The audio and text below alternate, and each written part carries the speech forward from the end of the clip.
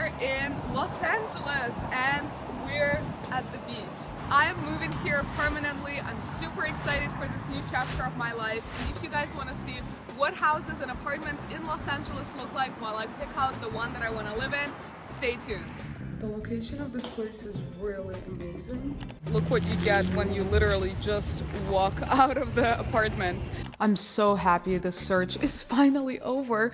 Looking for an apartment is extremely exciting, but also extremely exhausting. So I was going into the process with having a lot of energy, kind of thinking that, hey, I'm gonna find this dream home within a day and just sign right away, and then the next day I can move in. But the reality turned out to be quite different. I had to look through about 40 apartments, and in this video I will show you places that I generally saw, that I liked, that I didn't like, places that I've applied for, and finally a place that I applied for and actually got. So this is very exciting. Before my search, I had a certain set of criteria, and throughout the search I've also refined that criteria. First and foremost, it's an apartment with a lot of natural light for a few different reasons. First being mood. Light affects our well-being, affects our mood and our serotonin levels, and this is something that has been scientifically proven. Another thing was spaciousness. I didn't want to live in a cramped box, so an apartment where I could, move around, and especially considering that now my work is all remote, this is very, very important. And ideally, this place should have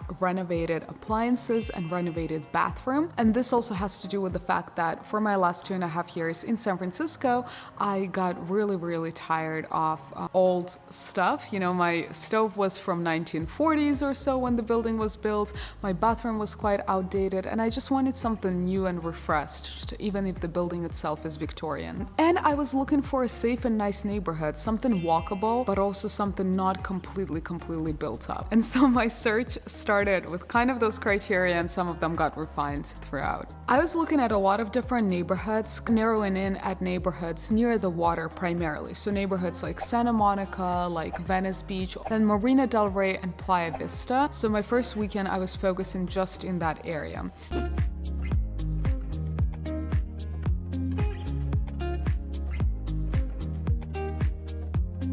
This apartment in Marina Del Rey is really nice. Super well kept building, really bright, nice balconies, super spacious.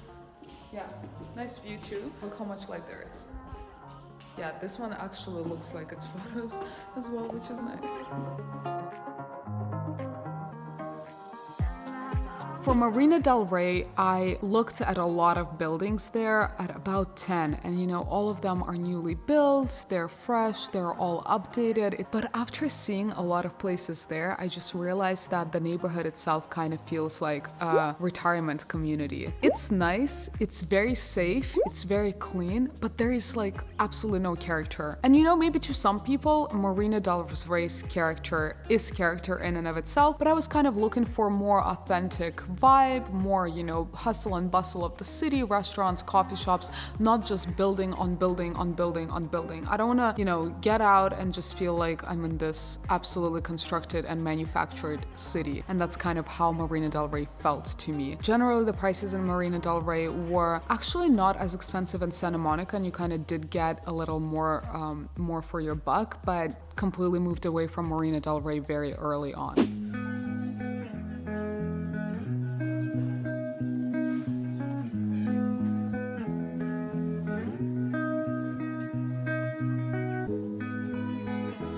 The location of this place is really amazing. It's pretty bright too. It's a little older, it's not particularly renovated. But again, the location is amazing. So I guess these are the compromises you have to make. Hard choices. So not a huge fan of the fact that the building is definitely on the older side, but look what you get when you literally just walk out of the apartment. You get incredible view of the ocean. It's a really safe, seems like a really safe and nice area. So I guess these are the trade-offs and compromises that you have to make in LA generally, unless you have, tens of thousands of dollars to spend on a nice place that is in a good location. So I don't know, this was interesting. I also really liked the first place that we saw in West Hollywood, that quaint one bedroom with a pretty spacious living room with a fireplace. That was really nice, actually. It was really, I don't know, maybe it was the staging. The place was so well staged, right away gave you the idea of what it was like. It was really bright and spacious. The only thing, it didn't have laundry in unit, but the laundry was around the corner, so I guess that's okay. And the price was good and the neighborhood was good.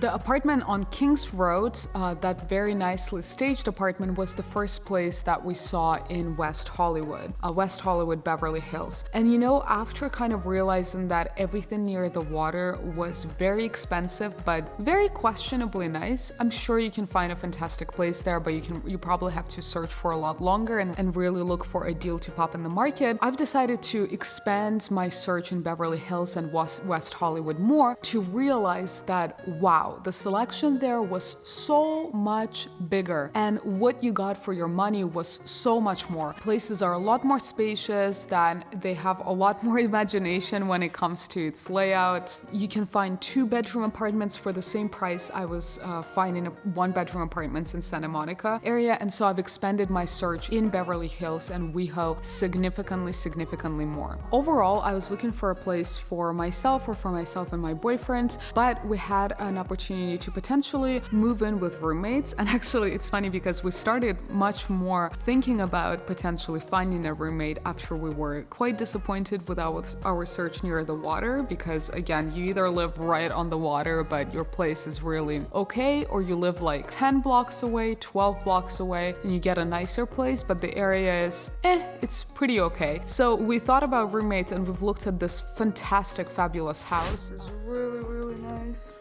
Goes for $8,000, and this is a 4-bedroom, so if you have roommates, this is great. Oh wow, nice little bathroom here, half a bathroom, big kitchen, a whole living room over here with a fireplace, balcony, very quiet. And then if we go up the stairs, so this is 1 bedroom. It shares a bathroom with this bedroom.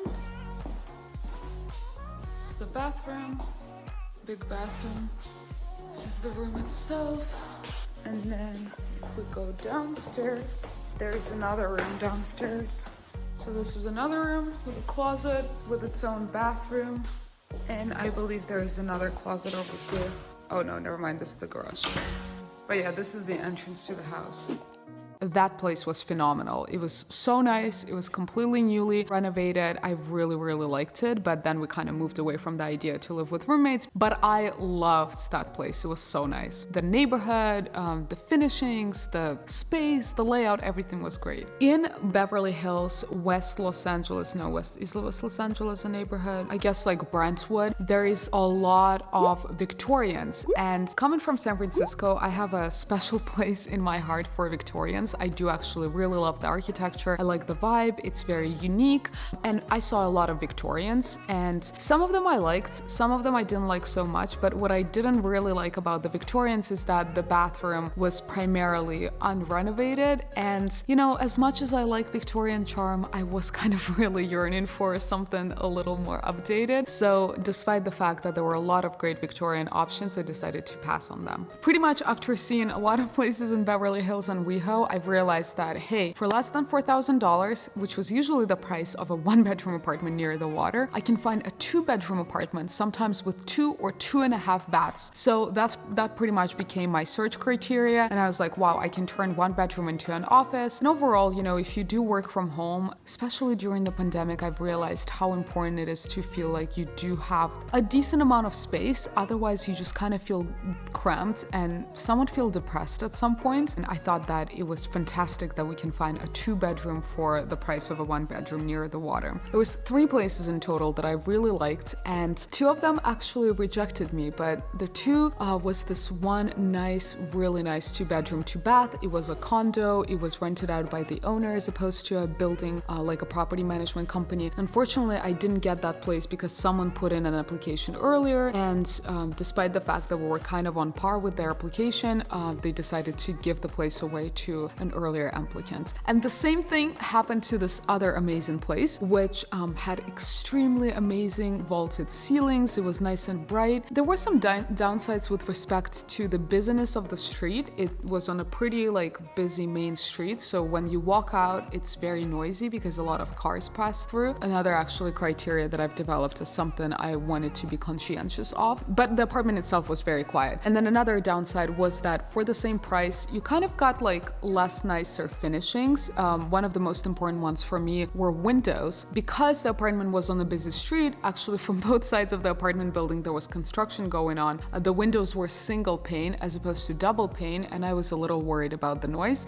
The truth is that I didn't get the apartment either because, again, they did give it away to a couple that applied earlier, so that was a bit of a bummer. But I did find a place that I did really like and I got, and I want to show you guys this place. So this is the kitchen. So this is the living room. This is a little balcony. This is bedroom number 1. This is the bathroom number 1. And this is bedroom number 2, bigger. And this is the bathroom. And that's it. Really excited for this specific apartment to approve me. I love how spacious it is. I love the finishings. The view is really nice. The neighborhood is very calm. So I'm so happy this search is finally over.